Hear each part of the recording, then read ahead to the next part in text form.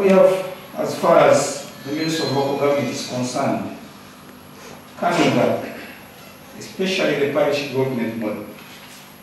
And I'm glad that I'm here for a project which is linked to the parish model, which already has programs that are the same as those for the parish model. Government has been, in its budget, giving money to districts and sub-counties. This year is the first year that government is actually giving money to parishes directly. And we've already disbursed some money. And in the next year's budget, it will even be bigger, more than 1 trillion shillings for the parish model.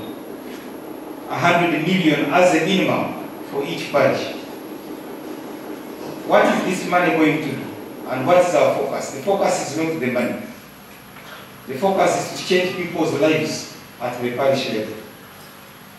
So we're going to invest in about 6 or 7 things. Number one, increase production, productivity, marketing of our farmers' produce. So that's why I'm saying I'm happy with Prelin already. They have assisted us in this. So the other districts should find Kitgum already moving ahead in this one. Especially those farms, those households which have been touched. Those farmer groups which have been formed and which have been assisted.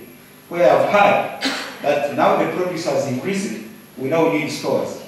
Government wants to make sure that you don't only produce maize, but you also store it properly, you harvest it properly, you dry it properly, you process it into flour, you process it into other products, you are able to market this produce so that the incomes of the people can improve. We cannot keep on working simply to feed. We must work also to earn money in the market. My responsibility is to work with the Ministry of Marketing and Cooperatives, the Ministry of Agriculture, to make sure that this objective is realized.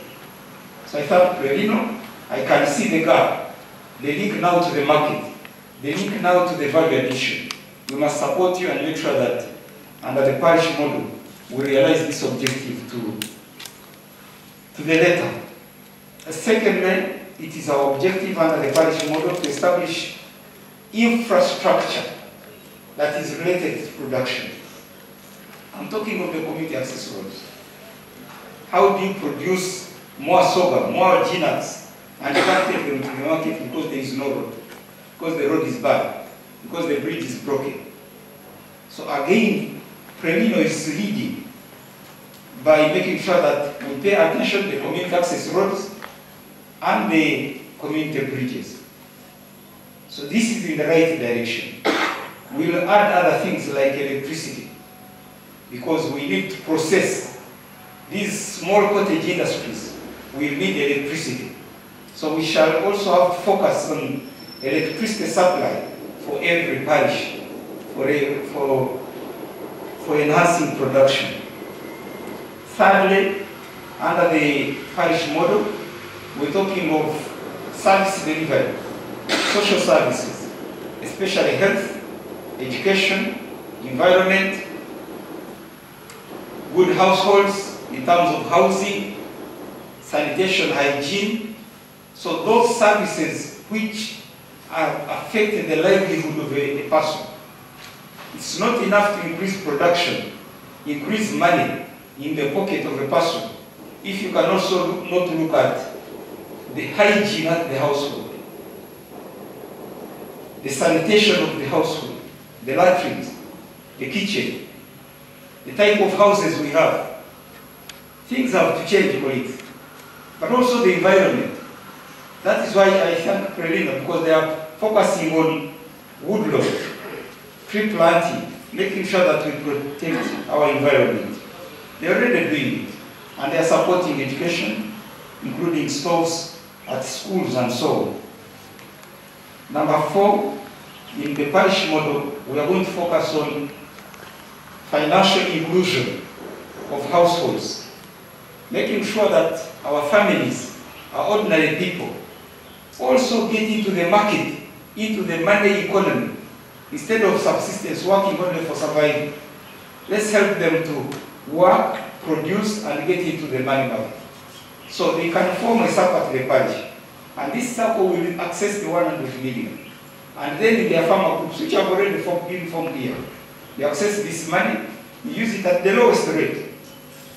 I don't think there is any facility in Uganda giving a support fund like this one of 6%, simply to cover administration and inflation. Then you pay it back according to the type of produce you have. Because if you go to a bank today, or a money lender, they give you money and the next month you start paying back. But what happens if you had invested this money in coffee? Coffee needs some 2 years. What happens if you had put it in an enterprise and then because of hailstorm or bad weather, it is destroyed? So for me, I'm glad that government is listening to the farmer and responding to the farmer's need. I would love to know if Prelino was also doing something on this, giving some grant, some loan to the farmers in their groups. They borrow this money, they use it, they pay it back, another group accesses it, another group accesses it, and everybody gets into the money economy. Number 5, under the parish model, we are interested in data collection, community information. And that is to make sure that we know whom we are targeting. The parish model targets the 39% of households who are still in subsistence. But the question is, who are they? Where are they? How are they living? What are their economic activities? And we are going to make sure that the parish chief leads this data collection. At a parish level, we should have data of the parish. And this data is analyzed and stored at the sub-county, at the district planning unit, and we use it for planning. And we're going to do this as a priority. Because the other schemes, we know them very well. Some we are simply saying, come as 10 youth, 30 youths, we give you money, you go and work on it. You can see, the parish model is different. We're not just looking at money, we're also looking at who are you, how are you living, how about your education, how about your health, how about your housing, do you have a road, and all that. Number 6, in the parish model, we are going to focus on attitude change, mindset change. And again, I'm glad that the project here, Prelino, has emphasized that one. Sometimes we don't know that we are rich. Somebody has 30, 50, 100 acres of land, traveling between Ubula and Chitugum.